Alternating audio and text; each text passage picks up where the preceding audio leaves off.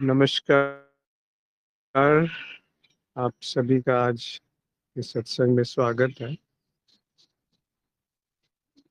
सत्संग एक अवसर होता है जब हम अपने आप से मिल सके, थोड़ा समय ये जो भाग दौड़ है वहां से दूर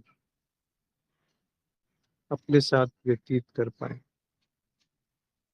यदि किसी का कोई प्रश्न है तो आप साझा कर सकते हैं, अन्यथा कुछ कहना चाहे तो कह भी सकते हैं। इस बीच कुछ एक किसी मित्र ने पूछा था कि उस पे बात शुरू कर, और आप उसमें कुछ जोड़ सकते हैं अपनी बात, क्योंकि ये संवाद है, ये कोई एक तरफ से दिया गया कोई उपदेश नहीं है कि जो कहा जा रहा है वो सही है या जो कहने वाला है वो किसी विशिष्ट अवस्था में है, ऐसा कुछ भी नहीं है।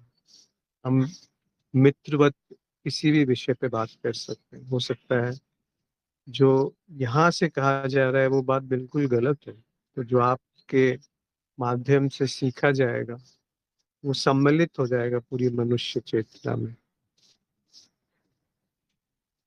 तो कभी भी संकोच मत कीजिए कि दूसरे क्या सोचेंगे, मैं गलत हूँ। वो सब बातें बहुत बेमानी सी लगती है, कभी कभी बेकार सी लगती है।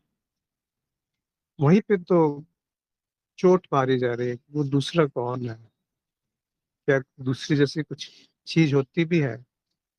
वो दूसरा तभी बनेगा ना जब मैं मौजूद है, कहीं ना कहीं मैं हूँ, मेरा कुछ है, तभी तो दूसरा बनेगा। और फिर उनके बीच में एक संबंध बन जाता है जो पूरी तरह से बनावटी और दिखावे से भरा होता है, उसमें सत्य कुछ भी नहीं। और हम पूरा जीवन समझते हैं कि संबंध को सुधार लेंगे या सुधारने में लगे रहे। वो एक बिल्कुल ही ऐसी बात है कि आप एक मोमबत्ती, एक आपने अगरबत्ती जलाई है, उसका जो धुआं फैल रहा है उसको समेटने का प्रयास करें कि आप उसको व्यवस्थित कर लेंगे। वैसे ही है मन की एक कल्पना कि वो संबंधों में सुधार ला सकता है। जो पहले से ही सुधरा हुआ है उसमें कुछ भी सुधार करने की प्रक्रिया उसको बिगाड़ देती है। तो एक मित्र ने ये पूछा कि किसी चीज को जस का तस, इस पे थोड़ा और प्रकाश डालें। तो एक एक पैराग्राफ है जो लिखा गया था, एक कबीर साहब की कुछ पद हैं, कुछ बहुत सुंदर उनकी रचनाएं हैं जिस पे धर्मराज जी ने व्याख्या करी थी। व्याख्या शब्द ही वैसे नकारात्मक होता है, उसका अर्थ आज के संदर्भ में प्रकट किया था। तो उस पे जो कहा था उस पे हम एक मित्र हैं, उन्होंने कहा कि थोड़ा और प्रकाश डालें। और वो वाक्य थे कि किसी चीज को जस का तस बिना बांटे एक साथ देखना ज्ञान का, ध्यान का और भक्ति का एक अभिनव संगम है। ज्ञान और भक्ति जहाँ अभेद हो जाते हैं वो है यथाभूत दर्शन। जस का तस देखते हुए यदि प्रेम का सागर नहीं लहराया तो वो यथाभूत दर्शन नहीं है, वो अन्यथाभूत दर्शन है। मतलब यथाभूत दर्शन का जो विपरीत है वो है, यानी उसका जो मापदंड है, जो पैमाना है जिस पे नापा जा सकता है कि यथाभूत दर्शन हो रहा है कि नहीं, वो है प्रेम, वो है करुणा, वो है मुदिता, जो वहां पे सहज उपलब्ध होने चाहिए, लाए नहीं जा सकते। क्योंकि जो मन की संस्था है वो असक्षम है इनमें से किसी को भी जानने के लिए। तो जो इस पद के मर्म को जीवन में घोल लेगा उसके लिए ज्ञान और भक्ति की पराकाष्ठा सहज ही उपलब्ध होती चली जाती है। तो आपने कहा कि इस पे थोड़ा प्रकाश डालें। वैसे तो अगर आप थोड़ा सा इस पे समय व्यतीत करेंगे तो आप में ऐसा कुछ भी नहीं है जो बहुत कठिन है इस पूरे वाक्य में या पैराग्राफ में। पर इसको हम थोड़ा गहराई से समझने का प्रयास करते हैं क्योंकि हम जुड़े हैं साथ में। तो यदि किसी को भी कोई इसमें संशय आता है जो बात कही जा रही है, या आपका अनुभव कुछ और बताता है, तो अवश्य उसको साझा करें, और सबसे उचित होता है अपने आप को अनम्यूट करके अपनी बात रखें। तो इसमें एक शब्द आया है, यथाभूत दर्शन। इसको थोड़ा समझते हैं कि ये क्या चीज है यथाभूत दर्शन। यथाभूत वैसे पाली शब्द है, पर उसको अगर हम हिंदी शब्द में समझे तो यथावत दर्शन कह सकते हैं। यथावत का अर्थ होता है जैसा का तैसा, ज्यों का त्यों, जस का तस, बिना उससे कोई भी छेड़छाड़ किए हुए, वो है यथावत। उसी को बुद्ध ने यथाभूत कहा था। यथा का अर्थ होता है सच्चा, और भूत का अर्थ होता है जो जैसा है वो दिख नहीं सकता वैसा, वो कुछ और उसकी जो कल्पना कर की जाती है वो है भूत। और यथाभूत का अर्थ है कि उसका वो दर्शन ये नित्य नहीं है। इसमें तीन चीजें आती हैं कि जो भी कुछ अनुभव में आ सकता है वो अनित्य है, वो बदलता है। दूसरी बात, अगर आपने उसको अनित्य नहीं माना तो वो दुख का कारण हो जाता है। अगर आपने उसको जस का तस नहीं देखा तो वो दुख प्रकट करेगा, या आप सुख कह सकते हैं, सुख भी दुख का ही एक स्वरूप है। और तीसरा बात जो है कि वो जो भी है वो असल मैं नहीं है। ये थोड़ा शब्दों की यहाँ पे बड़ी कमी है, इसीलिए उसको इस तरह से कहा जा रहा है। पर वो अनात्म शब्द का उपयोग किया है कि वो मैं नहीं है। तो वो जो असल मैं है उसको बुद्धि के द्वारा नहीं पकड़ा जा सकता। जो नित्य है उसको बुद्धि के द्वारा नहीं पकड़ा जा सकता। जो दुख के परे है उसको बुद्धि के द्वारा नहीं पकड़ा जा सकता। तो जो बुद्धि के द्वारा जाना ही नहीं जा सकता, उस पे हम कैसे बोल सकते हैं? ये जो शब्द हैं ये बुद्धि द्वारा ग्रहण किए जा रहे हैं। पर क्या प्रेम बुद्धि के द्वारा ग्रहण किया जा सकता है? क्या करुणा बुद्धि के द्वारा करी जा सकती है? क्या विनम्रता बुद्धि से कोई उसका संबंध है? या मुदिता, आनंद, क्या वो बुद्धि में समा सकती है? तो यथाभूत दर्शन का अर्थ है जस का तस दिखना, जहां पर बुद्धि का कोई रोल नहीं है, कोई भूमिका नहीं है। वो हट हट गई बीच में से। उसकी इतनी सी ही भूमिका है कि वो बीच में से हट जाती है। तो उसका जो उचित शब्द है वो है प्रज्ञा, जिसको पन्ना कहा जाता है। पन्ना पाली शब्द है फिर से।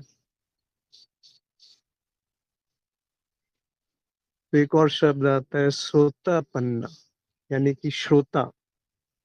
और प्रज्ञा, वो प्रज्ञा जो सुनने से प्राप्त होती है। ऐसा सुनना जो सुनने वाले से भिन्न है, जो सुनने वाले से जुदा है, उससे जुड़ा नहीं है। क्योंकि सुनने वाला खुद एक अनुभव है। जिसको हम सुनने वाला समझते हैं वो बुद्धि का उत्पाद है। वो एक बहुत बड़ा भटकाव है कि जब मैं कुछ भी मान लेता हूं कि मैं हूं, चाहे वो अनित्य ही क्यों ना मान लूं कि मैं अनित्य हूं, तो वो एक परिभाषा के रूप में हमारे मन में संग्रहित हो जाता है कि मैं अनित्य हूँ, सॉरी नित्य हूँ। जबकि वास्तविकता है कि जो ये मैं है ये तो अनित्य भी नहीं है, ये तो है ही नहीं। जो अनित्य है वो तो अनुभव में आता है, पर मैं का तो कोई अनुभव भी नहीं हो सकता।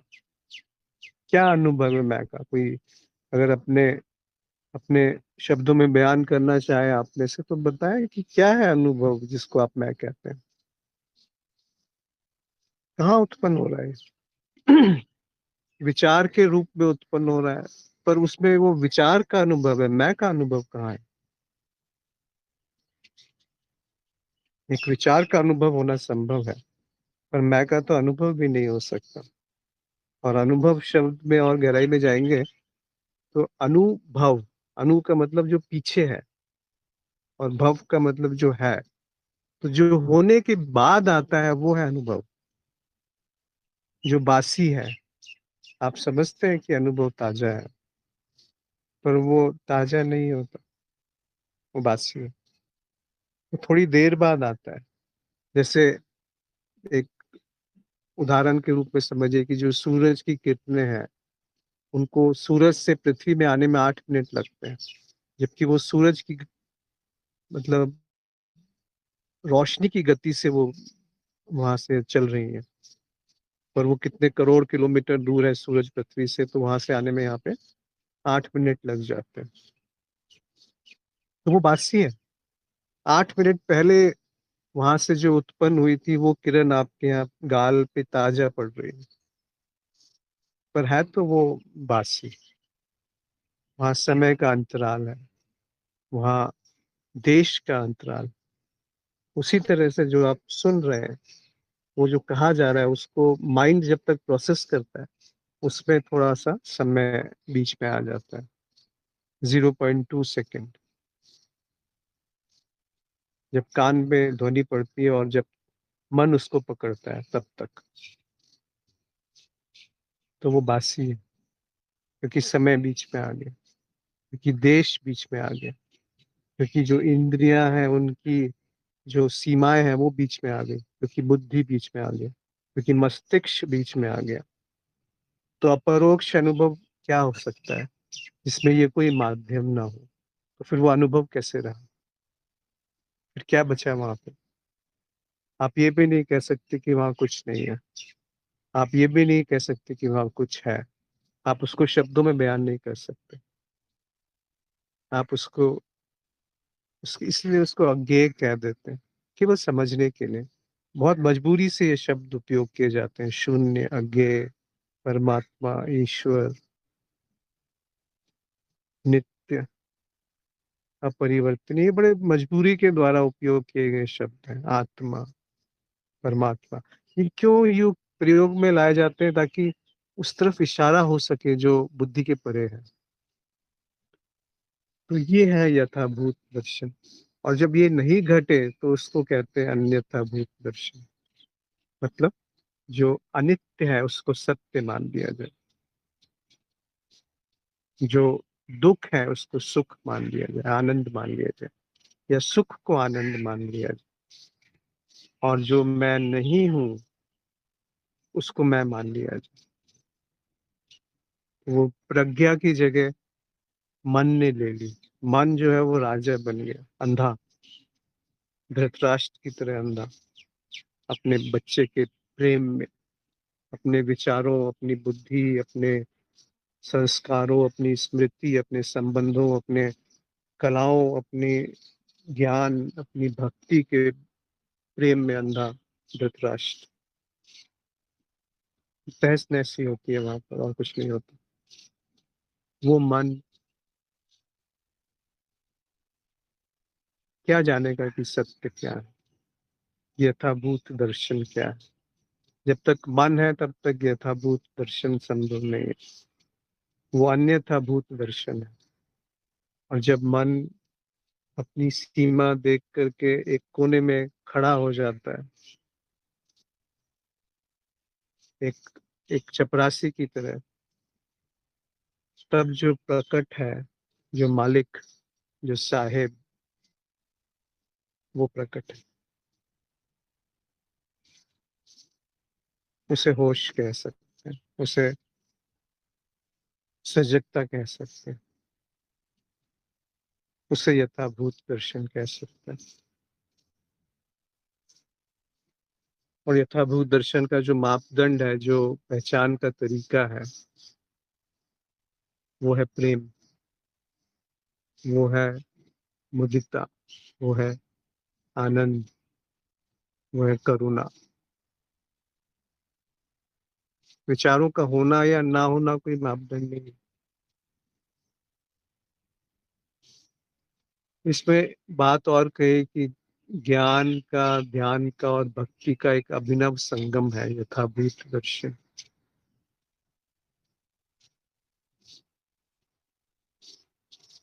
इनमें कोई भेद नहीं है, ज्ञान में या भक्ति में या ध्यान में। अगर थोड़ा सा भी भेद है, हल्का सा भी, एक एक तिल के माफिक भी भेद है, तो आपने इन तीनों में से किसी को नहीं जाना।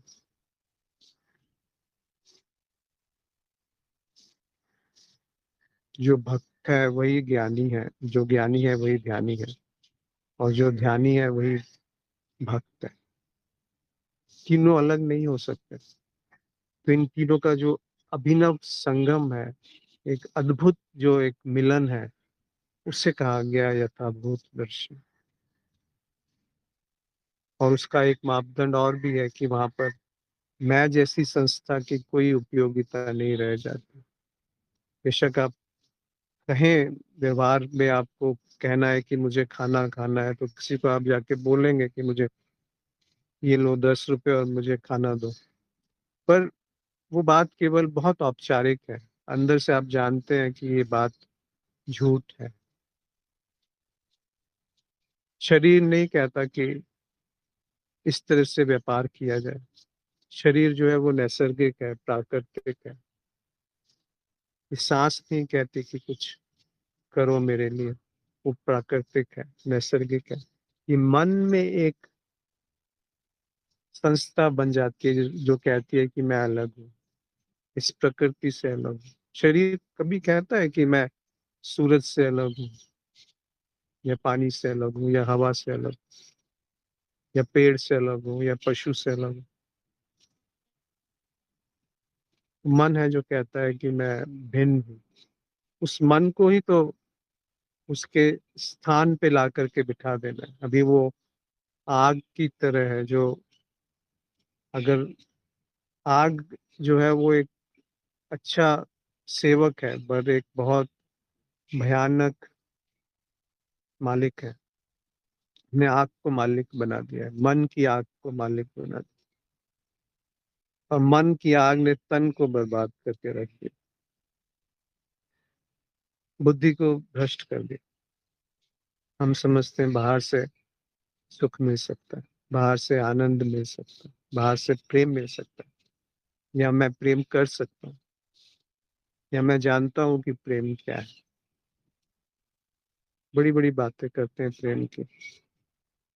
और कबीर साहब का एक दोहा है, प्रेम प्याला जो पिए शीस दक्षिणा दे, लोभी शीश न दे सके नाम प्रेम का ले। बहुत कटाक्ष करते हैं, छोड़ते नहीं किसी को।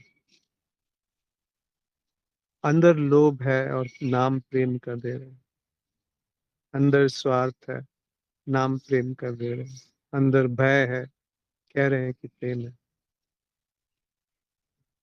एक भी संबंध आप ढूंढ के ले आइए जो निस्वार्थ प्रेम है, एक भी संबंध।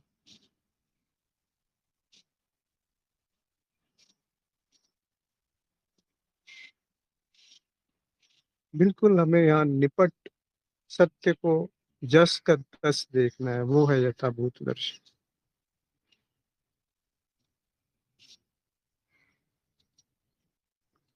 आशा ये स्पष्ट हुआ हो। यदि कोई इस पे बात करना चाहे तो कह सकते हैं, क्योंकि बहुत महत्वपूर्ण विषय है।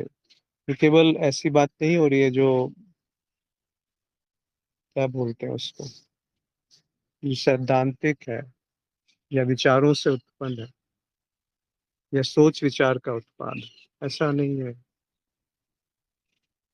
क्या ये जीवन में दिख रहा है? वो है यथाभूत दर्शन। कोई मार्ग नहीं है, कोई गुरु नहीं है, कोई शिष्य नहीं है। बस थोड़ी देर साथ चलने वाले मुसाफिर मिल जाते हैं कभी कभी, जिनसे आप सीख सकते हो, या जिनको आप अपना अनुभव साझा कर सकते हो। पर जैसे बात हुई कि हर अनुभव झूठा है, बासी है, वही हम साझा करते हैं कि मेरा अनुभव है, ये मेरा अपना अनुभव है, ये तो कैसे झूठ हो सकता है। और जो अनुभव में नहीं आया वो झूठ है। कितना बड़ा धोखा कर रहे हैं हम अपने साथ। हर अनुभव एक झूठ की गाथा साथ में लेके आता है।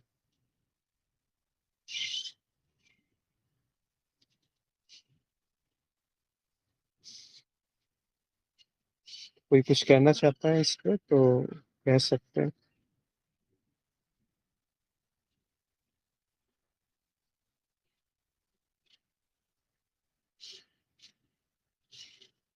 रमेश ने लिखा है कि क्या ज्ञानी भी कभी भ्रम में फंस सकता है और उसे उसका ज्ञान ना हो? बिल्कुल, क्यों नहीं फंस सकता, बल्कि ज्ञानी जब भ्रम में फंसता है तो वो अज्ञानी से ज्यादा बड़ी दुर्दशा हो जाती है उसकी, क्योंकि उसको पता नहीं होता और उसको पूर्ण निष्ठा होती है कि जो ये ज्ञान है यही सत्य है। बार बार दोहरा के बोलकर सुनकर बिल्कुल पुष्ट और एकदम ठोस निष्कर्ष पे आ जाता है कि यही बात सत्य है, ऐसा ही है, और मरने मारने पे आतुर हो जाता है ज्ञानी को। तो वो क्या है, वो भ्रम नहीं है? जितना ये धर्म के नाम पे हिंसा हो रही है, क्या वो ज्ञानी नहीं है? ये जो लोगों को लूटते हैं, बड़े बड़े पदों पे जाकर के शोषण किया जाता है, निचले पदों पे जो लोग काम करते हैं, क्या वो ज्ञानी नहीं है? अब आए अध्यात्म पे। जो ये कहता है कि मैं सबसे विनम्र हूँ, क्या वो विनम्र है? जिसको ज्ञान है अपने प्रेम का, क्या वो प्रेमी है? जिसको ज्ञान है अपने होश का, क्या वो होश में है? जिसको ज्ञान है कि मैं ज्ञानी हूँ, क्या वो ज्ञानी कहलाने योग्य भी है? तो ज्ञानी में ज्ञानी का अंत हो जाता है। तो वहां कोई कहने वाला नहीं होता कि वहां भ्रम है कि सत्य है। अगर ज्ञानी बचा हुआ है तो जो भी कहा जा रहा है, सुना जा रहा है, जाना जा रहा है, वो सब भ्रम है, क्योंकि वो मैं की संस्था से जाना जा रहा है। एक आरोपित संस्कारित संस्कारों से ग्रसित पुरानी मशीन से वो जाना जा रहा है, और उसको ज्ञान कहा जा रहा है। तो ज्ञानम बंधम, जो शिव सूत्र में दूसरा सूत्र है कि ज्ञान बंधन है। अज्ञान तो बंधन है ही, ज्ञान भी बंधन है। ज्ञान अज्ञान के परे भी बहुत बड़ी दुनिया है, ब्रह्मांड है, अवस्थाएं हैं, आयाम है, डायमेंशंस है। हम दो ही तो डायमेंशंस या आयामों को जानते हैं, समय और स्थान। इन दोनों के बिना आप विचारों से काम करने का प्रयत्न कीजिए, कुछ अभिव्यक्त करने का प्रयास कीजिए, दोनों झूठ है।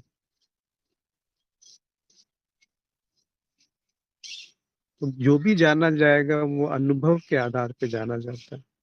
उन अनुभवों को संजोया जाता है, फिर उसको हम ज्ञान की परिभाषा में सम्मिलित कर लेते हैं। पर क्या वो सत्य है? क्या वो तथ्य है? या वो सम्मोहन है?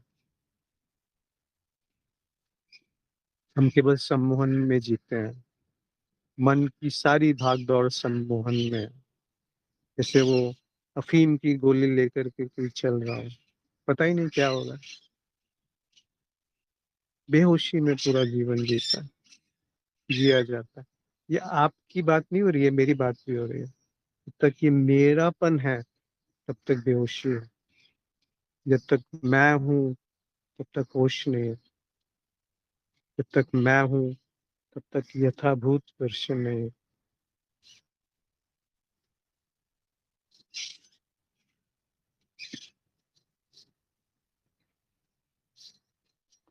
रमेश जी ने लिखा है कि ध्यानी का अंतिम अनुभव क्या हो सकता है? अनुभव तो मिथ्या के होते हैं। ध्यानी का अंतिम अनुभव ये हो सकता है कि ध्यानी झूठ है। वो शायद सीमा है ध्यानी के विसर्जन की। बाकी आपने सही लिखा कि अनुभव और मिथ्या एक ही बात है। पर उसको थोड़ा समझिए, हमारी बुद्धि जो है उल्टी घूम गई है। उल्टा ये हो गया है कि हम समझते हैं जो प्राकृतिक घटनाएं वो मिथ्या है और जो मन में घट रहा है वो सत्य है। बात उल्टी है। जो प्राकृतिक है वो फिर भी तथ्य है एक तरीके से, जैसे सांसों का चलना, शरीर का होना, इस चिड़िया की आवाज का आना, हवा का चलना, सूरज की रोशनी या जो उसकी गर्माहट हाथों पे पड़ती है, वो सब प्राकृतिक तथ्य हैं। इन तथ्यों का जैसे ही नामकरण हुआ कि ये प्राकृतिक तथ्य हैं, वो एक भ्रम हो गया, भुलावा हो गया, भटकाव हो गया, मिथ्या हो गया। तो वास्तविक मिथ्या वो है जो मन से निर्मित होती है, जो मन के द्वारा निर्मित होती है, और वो बड़ी गहरी मिथ्या है। उसमें आप जो भी आपके अंदर संस्कारित है वो प्रक्षेपित कर सकते हैं और वो सत्य की तरह अनुभव में आएगा। बहुत बड़ा धोखा होने की संभावना है यहाँ पर, क्योंकि जो संस्कार है जैसे स्वप्न में होता है, आपके अंदर जो इकट्ठा किया गया है, जो भय, जो इच्छाएं, जो कल्पनाएं हैं और जो स्मृतियां हैं, वो एक स्वप्न में अपनी पूरी दुनिया बना लेती है। उसमें आप खुद भी मौजूद हो जाते हो और खेल चलता रहता है। वही एक बड़े स्तर पे जब हम जागृत होते हैं तब चल रहा होता है। जो हमारे मन में सोच विचार है, वो मिथ्या है।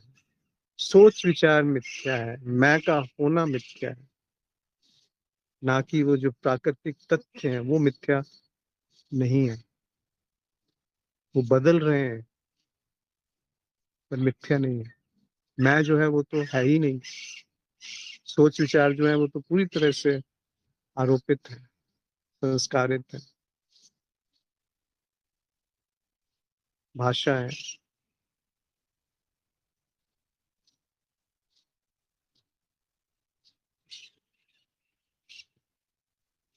सुमा जी ने लिखा अनुभव निरंतर है, पहला और अंतिम नहीं होता। जी हाँ। रमेश ने फिर से लिखा है कि ध्यानी तो सत्य को अनुभव में खोजते रहते हैं जीवन भर। ये बहुत बड़ा दुर्भाग्य है, बहुत बड़ा कह सकते हैं धोखा हो गया है हमारे साथ, क्योंकि जो मनुष्य चेतना है बहुत लाखों साल पुरानी होगी शायद। तो उसमें से जो अनुभव आते रहे वो इकट्ठा होते रहे कहीं पे, और वहीं पर कहीं गलती हो गई कि ध्यान करने से कुछ हासिल हो जाएगा या सत्य प्रकट हो जाएगा। यहाँ ये नहीं कहा जा रहा कि ध्यान नहीं करना है, पर यहाँ ये कहा जा रहा है कि ध्यान क्या है वो जानना आवश्यक है, या अनुभव क्या है वो जानना आवश्यक है, या सत्य क्या है। कम से कम सत्य को जान नहीं सकते तो ये तो जान सकते हो कि उसको जान नहीं सकते। ध्यान में ध्यान ही नहीं होता, ध्यान किया नहीं जा सकता, ध्यान प्रकट होता है। हर क्षण ध्यान प्रकट है, हर क्षण संबोधि प्रकट है, हर क्षण संबुद्ध या बुद्धत्व प्रकट है, हर क्षण एनलाइटनमेंट प्रकट है। वो आपका स्वभाव है, बाकी सब कुछ आरोपित है अनुभवों के नाम पे या सत्य की व्याख्या के नाम पर। वो कौन है जो सत्य को जान सकता है, और जब सत्य को जान लिया तो वो उससे भिन्न कैसे हो गया। सत्य है क्या? जो क्या उसमें विभाजन है? क्या उसमें बदलाव है? क्या वो मन, बुद्धि, चित्त और अहंकार की समझ में आ सकता है कि सत्य क्या है? तो वो ध्यान करके कैसे समझ में आ जाएगा? ध्यान करके ये धोखा हो जाएगा कि मन शांत हो गया, विचार नहीं आ रहे, तो जो प्रकट हुआ है वो सत्य है। ये तो बड़ा बचकानी सी बात है।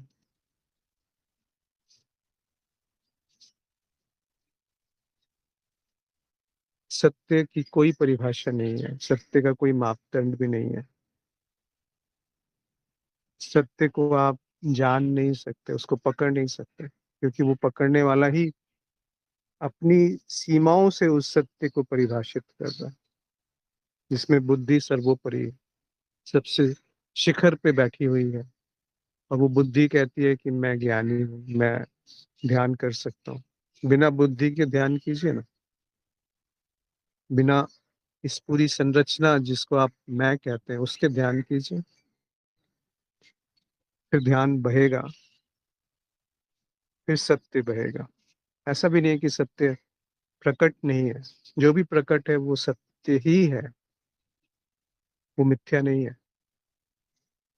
पर वो तथ्य के रूप में हमें जाना जाता है या हम जान सकते हैं उसको, सत्य के रूप में नहीं जान सकते।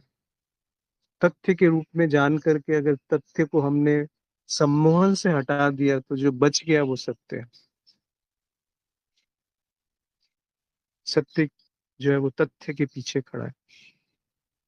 जैसे ही तथ्य का झुकाव सम्मोहन की तरफ होता है तो सत्य कहीं नहीं पता चलेगा, और जो भी संस्कारित है वो सम्मोहन है।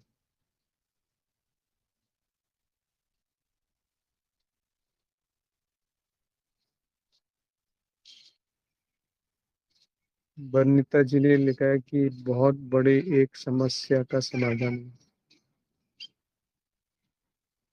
पूर्ण ने लिखा है कि अगर कुछ आरोपित नहीं होता और नामकरण नहीं होता तो क्या हम अपने उसी मूल अवस्था में स्थित होते हैं, पर वो कौन है जो इस- स्थित होता है? ये क्यों आकांक्षा करते हैं कि कोई स्थित हो जाए वहां पर? जब तक ये आकांक्षा बची है कि कोई स्थित होगा, तो वो मूल अवस्था की केवल एक व्याख्या है, उसकी एक कल्पना है, एक सिद्धांत है, वो मूल अवस्था नहीं है। जब मूल अवस्था आ गई तो उसमें कोई उसकी व्याख्या नहीं रहेगी कि ये मूल अवस्था है। बेशक आप बाद में ये कह सकते हैं कि ये चीजें जो थी वो मूल अवस्था नहीं थी, और अगर वो मूल अवस्था है तो वो अभी भी तो है। वही तो बात हो रही थी कि जो जिसको हम तथाकथित रूप से संबोधि कहते हैं या एनलाइटनमेंट कहते हैं, वो तो हक है, वो तो मौजूद है। मेरा होना बाद में आता है, वो पहले मौजूद है। और मेरा होना आने के बाद वो छुप जाता है।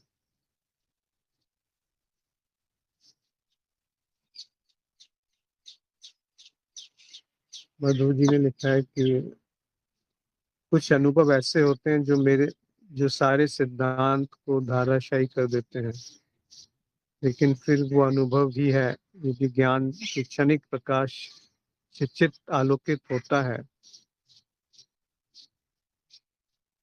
तो ये भी झूठ ही है, पर शायद ये जीव के लिए उपयोगी है, जो क्षण भर के लिए हुआ वो यथाभूत दर्शन होगा। जी। अनुभव जो शब्द है उसी में सारी व्याख्या है उस शब्द की। अनु यानी पीछे, भव यानी होना। जो होने के पीछे है, जो सत्य के पीछे है, वो अनुभव है। जो सत्य को छुपा लेता है वो अनुभव है।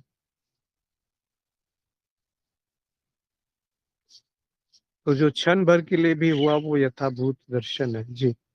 बीच में से हट जाइए ना आप, या आपका अर्थ है जो मैं समझता हूँ कि मैं अलग हूँ इस सृष्टि से या इस अस्तित्व से, बस उसको गिरने दीजिए, उसको हटने दीजिए बीच में से।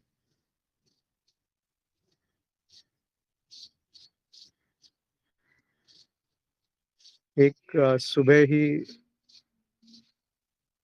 रोहित जी ने एक श्लोक उपनिषद का साझा किया था जो उससे संबंधित था, जो एक कल शायद एक पोस्ट डाली थी। मैं कुछ हूँ, मैं कुछ नहीं हूँ, मेरा होना, मेरा नहीं होना, मुक्ति और बंधन, ये तभी तक है जब इनके बारे में इनकी कोई कल्पना करी जा रही है। तो उन्होंने जो श्लोक उपनिषद से साझा किया है बहुत सुंदर है कि न निरोधो न च उत्पत्ति, न बद्धो न च साधक, न मुमुक्षु न वे मुक्तः, इति एषा परमार्थता। जो ये परमार्थता शब्द है ये है यथाभूत दर्शन। वो उसको बयान कर रहे हैं कि ना वो निरोध मतलब वो समाप्त नहीं होता कभी, और ना वो उत्पत्ति यानी कभी उसका उत्पादन नहीं होता, वो उत्पन्न नहीं होता कभी, ना वो बंधन में है और ना वो कोई साधना से प्राप्त किया जा सकता है, ना वो साधक है, ना मोक्ष है, ना मोक्ष की चाह है। मोक्ष की चाह जो है मोक्ष में बहुत बड़ी बाधा है। तो मुमुक्षु जो है वो मोक्ष की चाह होता है। तो ना मोक्ष सत्य है, ना मोक्ष की चाह सत्य है, ना वे मुक्त, ना वो मुक्त है, ना वो बंधा हुआ है। इसकी जो इसको जो उसके जस का तस जिसने देख लिया, इति ऐशा, इति ऐशा यानी ऐसा जिसने देख लिया, जान लिया, समझ लिया, जीवन में उतार लिया या उतरने का अवसर दे दिया, वो परमार्थ है, वो यथाभूत दर्शन है, वो सत्य है, वो आप हो। पर वो आप हो ये अगर आपने विचार में संग्रहित कर लिया तो धोखा हो जाएगा, बहुत बड़ा धोखा हो जाएगा। इसको समझो और त्याग दो, इस श्लोक को समझा और त्याग दिया, तब यथाभूत दर्शन है। कोई चीज आपने संग्रहित कर ली, इकट्ठी कर ली, तो वो बासी हो गई, वहां सड़न पैदा हो जाती है। जैसे तालाब का पानी है वो सड़ने लगता है, और नदी का पानी में सड़न पैदा नहीं होती, बहता रहता है, वो पकड़ती नहीं है नदी। आप एक कटोरे में पानी रख दीजिए, वो बासी हो जाएगा, उसमें कीड़े पड़ जाते हैं।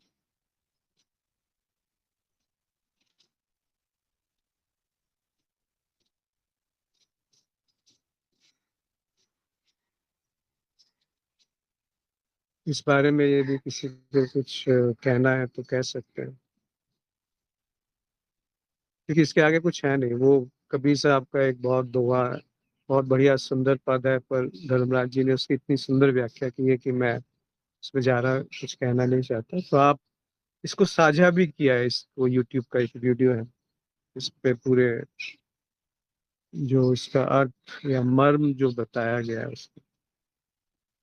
तो यहाँ जो मौजूद जुड़े हुए मित्र हैं, अगर वो कुछ कहना चाहें, ऐसी कोई बात जो लग रही है कि ये बात तो बिल्कुल भी सही नहीं है, उसको जरूर अवश्य साझा करें।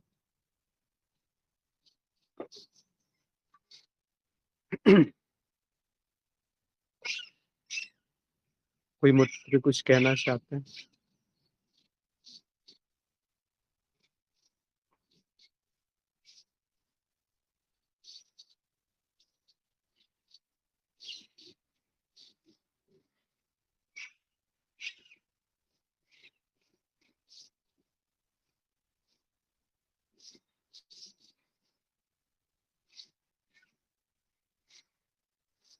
कबीर साहब के इस दोहे पे ही बात थोड़ी देर कर लेते हैं।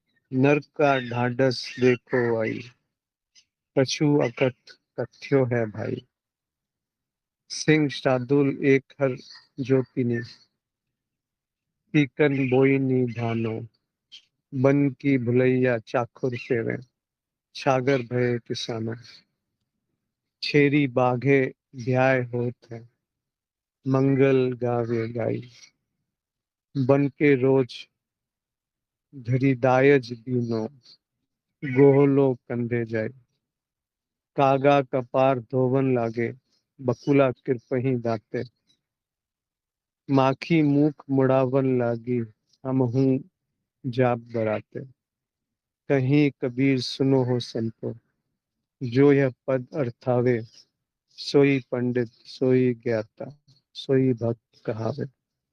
बहुत ही सुंदर पद है, और कबीर साहब ने इसमें सारे जो हमारी मान्यता है उनको भंग कर दिया। जो हमारा दिखावा है, बनावटीपन है, जो झूठ है, उसको प्रकाशित कर दिया है। हमें करारा एक तमाचा मारा है कि हम जो समझते हैं वास्तव में उसमें कितना झूठ है। कहते हैं कि नर को ढांढस देखो भाई आई, कछु अकथ कथ्यो है भाई। उसका दुस्साहस तो देखो, उसकी हिम्मत तो देखो, कि वो जो अकथ है, जिसके बारे में कुछ कहा नहीं जा सकता, उसकी व्याख्या कर रहा है और उसको कह रहा है कि मैं जानता हूँ उसके बारे में। हिम्मत देखो उसकी। सिंह शार्दुल एक हर ज्योतिनी, सीकस बोईनी धाने। सिंह मतलब शेर, और शार्दुल एक तरह की चिड़िया होती है, बहुत कोमल सी चिड़िया होती है। इन दोनों को एक ही हल में जोत दिया। जैसे दो बैल को एक हल में जोतते हैं तो वो चलता है, और हमने शेर को और एक चिड़िया को एक हल में जोत दिया और उसको सत्य मान बैठे हैं। सीकस बोई नहीं धाने, जो मरुस्थल है, जो रेगिस्तान है, वहां पे धान की खेती कर रहे हैं। पूरी अपनी कल्पना में जी रहे हैं। बन की भुलैया चाखुर फेरे, सागर भय किसानों। वन की भुलैया यानी लोमड़ी जो है, वो छोटे छोटे पालतू पशुओं की रक्षा कर रही है, खरगोश की। वो तो खा जाती है खरगोश, और उसको हमने पहरेदार बना लिया। उस बुद्धि को, उस मन को हमने उस सत्य का पहरेदार बना लिया। छागर भय किसानों, जो बकरी है वो घास की रक्षा कर रही है, किसान बनी हुई। किसान जो है वो चारे की रक्षा कर सकता है, बना सकता है। बकरी नहीं, बकरी तो खा जाएगी उसको। छेरी बागे ब्याह होता है, मंगल गावे के गाई। छेरी यानी बकरी, और बाघ यानी, छेरी यानी कमजोर, और बाघ यानी सिंह या शेर। उन दोनों का ब्याह हो गया। वो कितने दिन चलेगा ब्याह? पर वो ब्याह हम जिंदगी भर चलाते हैं संबंधों में। संबंधों का अर्थ है कि एक छवि का दूसरी छवि से ब्याह हो गया, शादी हो गई। और उसमें बहुत मंगल, हमें लगता है कि बहुत मंगल है कि एक संबंध को हम सुधार रहे हैं या बिगाड़ रहे हैं, एक से भाग रहे हैं और एक को पकड़ रहे हैं, या एक के साथ चिपके हुए हैं और दूसरे के साथ दूर होना चाहते हैं। बन के रोज घरी दायज दीनो, वो जो नील गाय है, जो बिल्कुल पालतू नहीं हो सकती, उसको दहेज में दिया गया। दंपत्ति शुरू करने के लिए, अपना वैवाहिक जीवन शुरू करने के लिए, मतलब जो बिल्कुल ही बेकार की चीज है उसको हमने महत्व दे रखा है, सहेज के रखा हुआ है। घोलो कंधे जाई, वो जो छिपकली है, जिसके कंधे नहीं होते, उसके कंधे पे हमें अपना जीवन लाद दिया। जो है ही नहीं उसको हमने होना समझ लिया। कागा काग पर धोबन लागे, बकुला के किर पही दाते। जो कौवा है, जो कपड़े को मैला करता है, वो कपड़े को धो रहा है। और बकुला किरपही दाते, जो कपड़े में सिकुड़न पैदा हो जाती है, सिलवटें जो आ जाती है, वो चोंच से बगुला जो है वो सीधी कर रहा है। बगुले का अर्थ है जो पाखंडी है। हमारे भी तो जीवन में पाखंड भरे पड़े हैं, और हम उस पाखंड से जीवन को सुधारना चाहते हैं। एक बुद्धि पैसा कमाने में लगी हुई है, उसी बुद्धि से हम धर्म का उपदेश देते हैं। अपने आप को कहते हैं हम ब्रह्मस्मि। मोखी मूड़ मुड़ावन लागी, हम हूँ जाव बराते। वो जो मक्खी है, वो गंदगी में अपने मुंह को पूरा डुबो देती है, और उसको पोंछ करके, लीपा पोती करके बारात में सज धज के पहुंच जाती है। मतलब अच्छी चीज पे जाके बैठ जाती है। गंदगी में डुबाया हुआ मुंह साफ करके अच्छाई की बात करता है। यहाँ पे थोड़ा सावधान रहना चाहिए। हम किसी की निंदा नहीं कर रहे, या किसी की निंदा कभी साफ नहीं कर रहे। वो बस इतना कह रहे हैं कि जो भ्रम है उसके प्रति जाग जाओ। जो आपने एक सोच विचार की दुनिया जो काल्पनिक रूप से बनाई हुई है, जैसे उन्होंने उदाहरण दिए, उसके प्रति सजग हो जाओ। कहीं कबीर सुनो हो संतो, जो यह पद अर्थ आवे, सोई पंडित सोई ज्ञाता सोई भक्त कहावे।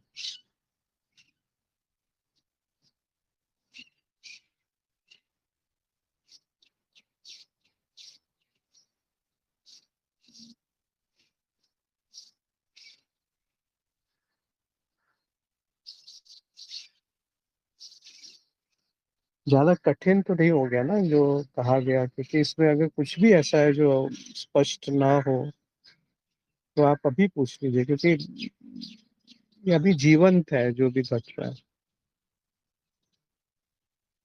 उसमें कोई संशय मत रखिए, कल्पना में मत चले जाइए कि ये जो कहा गया है हो सकता है इसका कुछ और अर्थ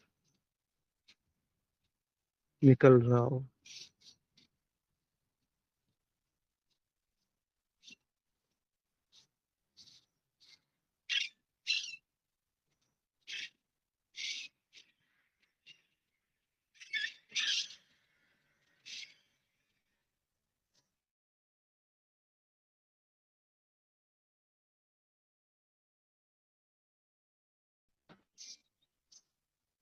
कोई कुछ कहना चाहते हैं उस पे, या जो आज बात हुई उस पे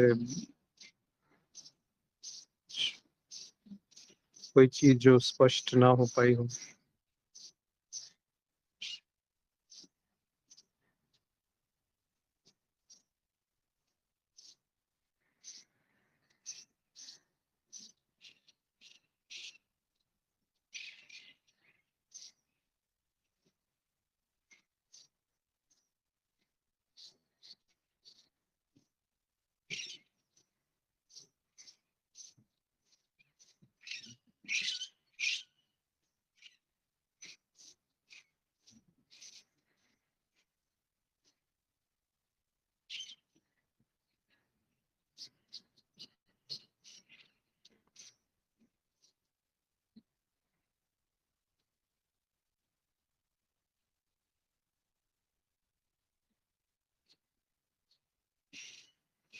ये बातें लगती बहुत सरल है, पर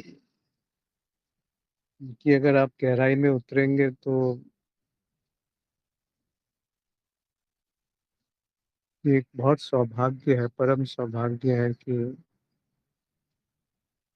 हम आपस में जुड़ करके इन सब के बारे में कह सकते हैं, बात कर सकते हैं। आप अपने घर में बैठ के ये बातें सुन सकते हैं। पहले यही सब पाने के लिए बहुत घोर तपस्या करनी पड़ती थी, उसका एक सार्थक अर्थ भी था। अब तो ये सब जगह उपलब्ध है, इसीलिए इसकी कोई कीमत नहीं रही, इसका कोई महत्व नहीं रहा। एक सुनी सुनाई सी बात हो गई है। ये ऐसा कुछ होता है जिसको अध्यात्म कहा जाता है। या अपने जो हमारा जीवन है जो अभी भी दिखावे से, बनावटीपन से, पाखंड से भरा हुआ है, उसको हम अध्यात्म से ढकना चाहते हैं, अपने आप को आध्यात्मिक बता के, अपने आप को धार्मिक बता के, ये कह के, ये दिखा करके कि मुझसे जैसा कोई ज्ञानी और कौन हो सकता है, मुझसे बढ़कर के गुरु कहाँ है, मुझसे बढ़कर के ध्यानी कौन है, मुझसे बड़ा भक्त कौन है। इसलिए बार बार कबीर साहब की इन बातों को समझिए कि हम किस खतरे की तरफ,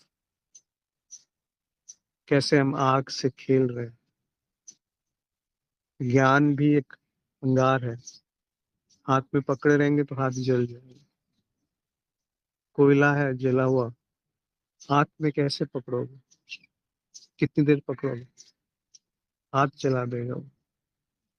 फेंक दीजिए। जैसे ही जाना, उसको जिया और छोड़ दिया। जाना, जीवन में उतरा, छोड़ दिया।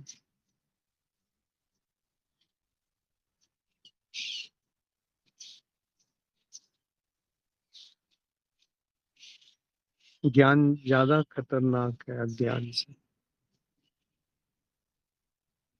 वो ज्ञान जो समझता है कि मैं जानता हूँ, ठीक है? नमस्ते गुरु जी। नमस्कार। हाँ, ये जो नकली मैच है, असली मैं ज्यादातर रहना चाहती हूँ, उसका थोड़ा तरीका बता दीजिए ना।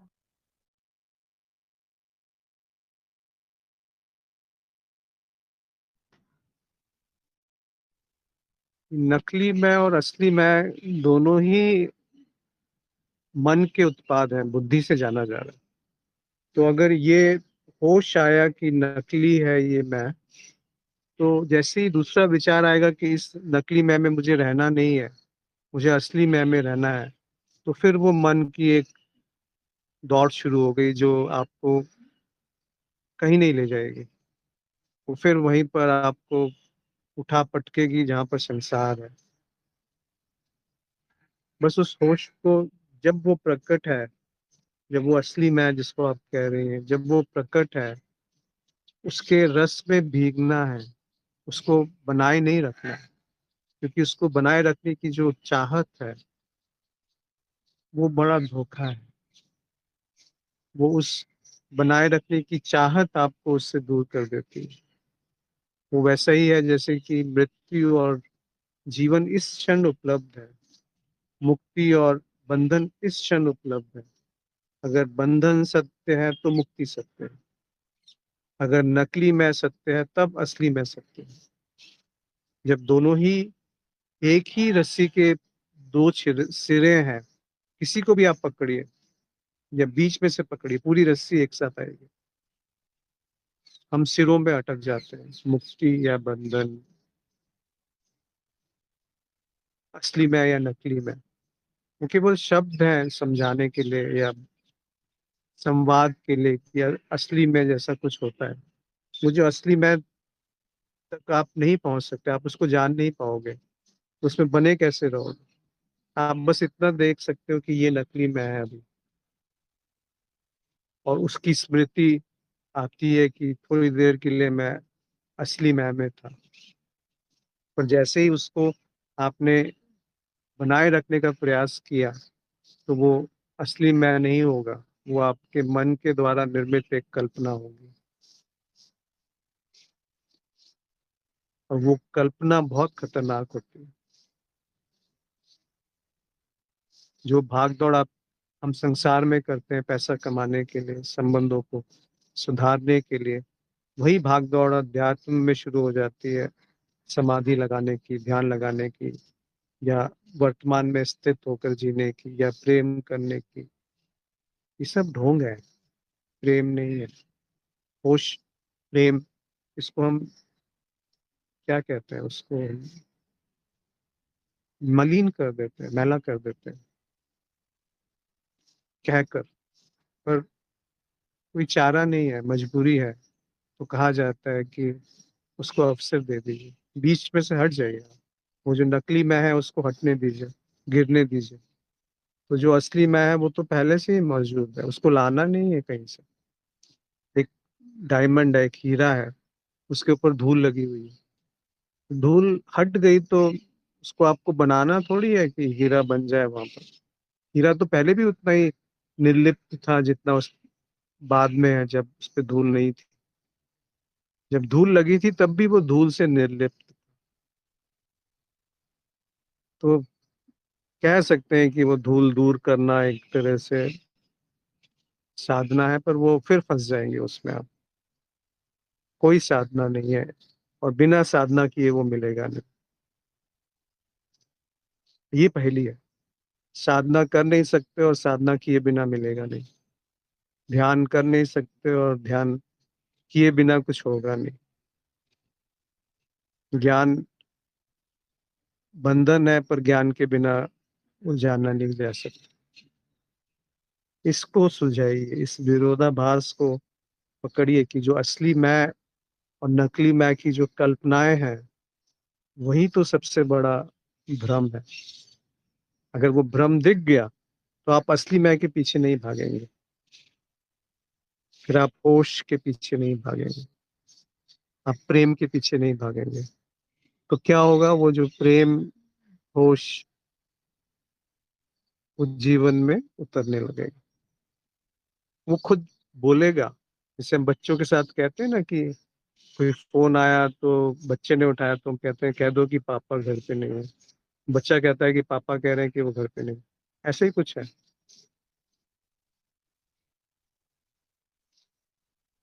गुरुदेव, एक सरल तरीका या दिन एवरीडे जो क्या करना चाहिए बता दीजिए ना, तो हाँ ठीक होगा शायद।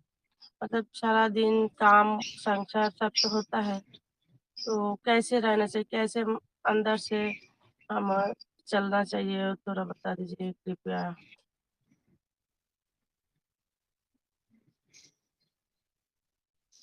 पहली बात तो यहाँ कोई गुरु नहीं है। कई बार ये बात हो चुकी है। यहाँ केवल हम मित्र की तरह एक दूसरे के साथ सीख रहे हैं कुछ। कोई तरीका जैसे आप पकड़ेंगे ना तो वो तरीका महत्व हो जाता है, वो होश छूट जाएगा। जैसे आप अपने घर से दुकान जा रही हैं साइकिल में, तो जब घर के अंदर थी तब साइकिल की कोई आवश्यकता नहीं थी। जब आप घर पहुंच दुकान पहुंच गई तो दुकान के अंदर साइकिल नहीं ले जाते आप। वैसी ही बात है कि जो ये पहुंचना है ये भी भ्रम है। कोई तरीका अगर आपने पकड़ लिया तो वो तरीका महत्वपूर्ण हो जाएगा। होश कहीं पीछे छूट जाएगा। वो साइकिल महत्वपूर्ण हो जाएगी, वो घर पीछे छूट जाएगा। तरीके को मत पकड़िए। तरीका अगर जानना है तो एक एक पकड़ के उसको छोड़ दीजिए कि वो जीवन क्या है जो मैक से मुक्त है।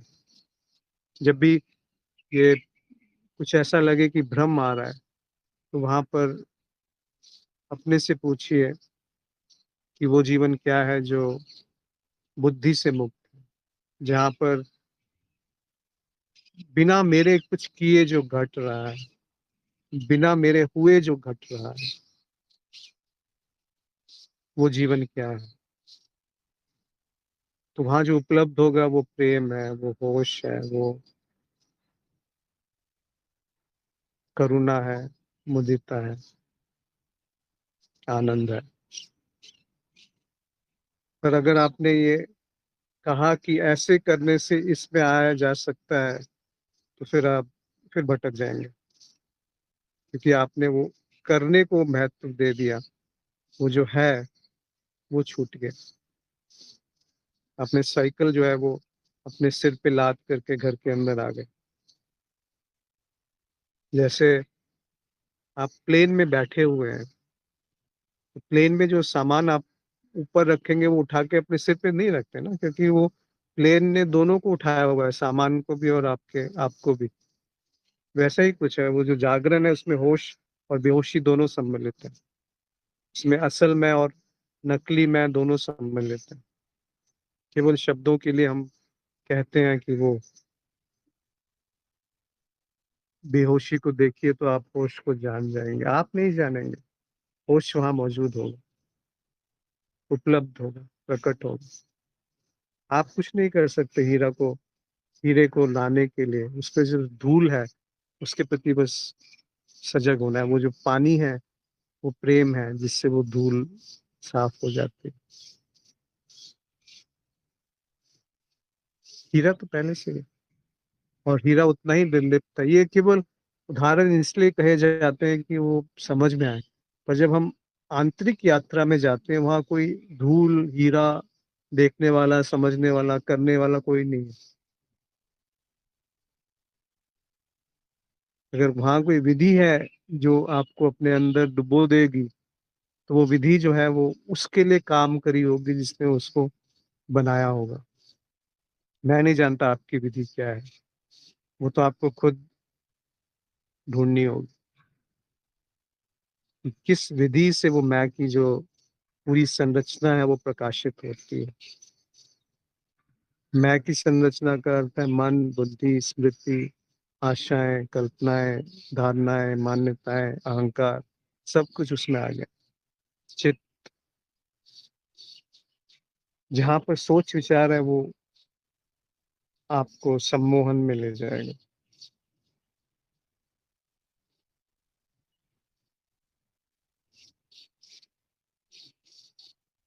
तो विधि की बात तो है कुछ नहीं, पर अगर रखना है तो बस इतना रखिए कि जब भी बेहोशी आए तो पूछिए कि वो जीवन क्या है जो बेहोशी से मुक्त है।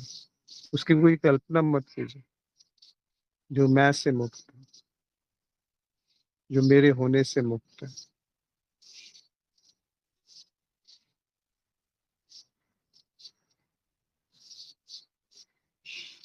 और किसी मित्र का कोई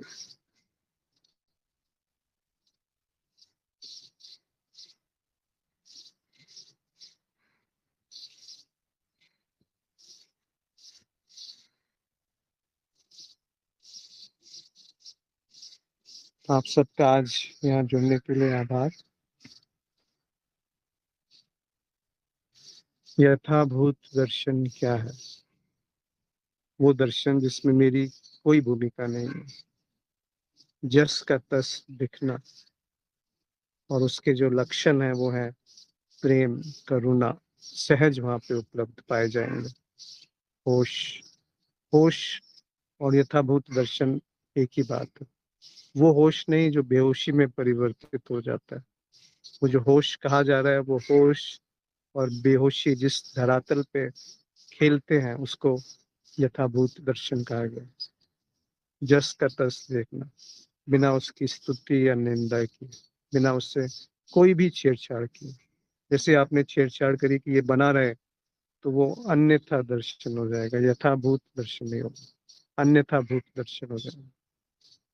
जैसे आपने उसको अच्छा कहा या बुरा कहा, जहाँ नामकरण की आवश्यकता नहीं है वहां आपने जब नामकरण कर दिया तो यथाभूत दर्शन से चूक जाएंगे। आप सबका बहुत आभार आज जुड़ने के लिए। नमस्कार। नमस्कार, बहुत बहुत धन्यवाद।